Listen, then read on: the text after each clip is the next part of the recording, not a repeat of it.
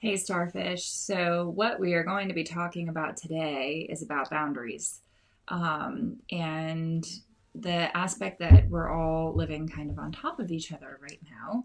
So, that's kind of difficult to think about how to create boundaries when, if you're listening to this live, we're dealing with all of the stuff with staying home and schooling from home. And last week we talked about the kind of creative ways of doing self care and doing all of that. So I want to make sure that you know how to set some boundaries. And I brought one of my special guests because my name's Rocky. Oh, you are a very, very special guest.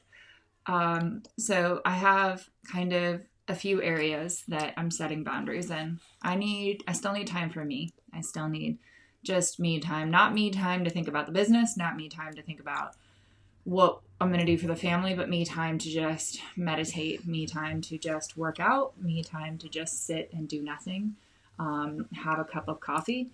I need boundaries of when somebody is doing schoolwork. I need those kinds of boundaries to know that right now I'm acting as your mom. Hi. And Or if you're a dad. Or a dad. And then when we're doing schoolwork, I'm acting as your teacher. And just kind of having those clear verbal boundaries, but also making that something that can be discussed and cleared up with the family, right? Because otherwise that can lead to confusion and all sorts of stuff. And with your calendar, that's another boundary to know that, just because we're all working from home doesn't mean that we're working 24/7. So when are you working? When are you not working? And being clear about that. My autoresponder. And when you're spending time with your family.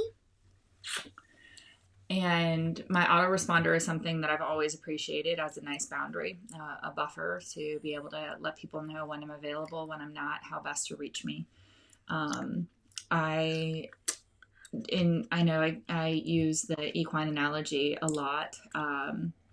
Randy says I'm a dad. My kids say that he is a dumb dude. Is that nice? Should his kids say he's a dumb dude? Mm-mm.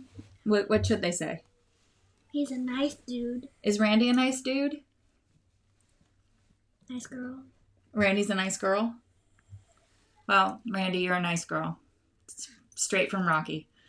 So being able, though, to set those boundaries with your clients, set those boundaries with your family members, and be able to talk through that. I think for me in the boundary work, it's being able to actually articulate it, because oftentimes I find that I'm setting a boundary when I'm frustrated, and then it's not coming across as a boundary. It's coming across, or me setting a boundary is coming across as me being mad. And if you're waiting until you're frustrated or mad to set a boundary, then Randy said, thanks, Rocky. Then it can be difficult, or it can be received differently. The thing that also is a boundary is where you're working right now.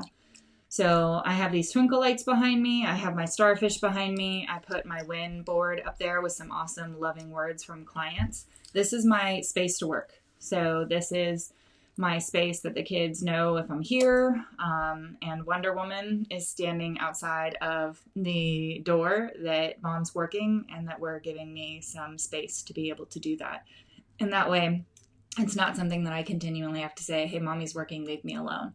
So you need physical boundaries, you need emotional boundaries, you need boundaries for your own self-care, you need boundaries for your own sanity and your own mental space. That's a lot of boundary setting, but I believe that you can do it. And if you just start with what you can see in the physical space and set boundaries around what you're going to do today and what you're planning on getting done and what you would like to tackle, and be realistic about it, as well as start implementing just little boundaries of creating your own little space. Elmo's behind me in a rocking chair because 3/4 of this room is our guest bedroom. But this little corner is mine. And that's my space to make a difference. And that's my space to make an impact. And when I invite you into my space, it makes it that much more special rather than you not knowing there's a boundary of this being my space or not. And then just crawling in here and me getting frustrated and saying, Rocky, I'm trying to work, huh? How'd you feel when I asked you if you wanted to be on Facebook Live with me? I felt so excited and I felt so super. Can you today how you set a boundary? Like when the horses are nudging you with their head, how do you set that boundary? Do you get super frustrated and say stop, or do you just set a clear boundary and say, nope, this is my space? Well, technically, when a horse... You gotta speak up just a little bit. Actually, you need to stay calm. And you need to stay calm when setting boundaries. So that's what we have on boundary work.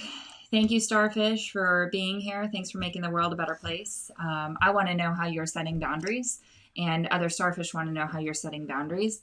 And like I said, be on the lookout for our new Difference Makers discussion. That's going to be launching next week.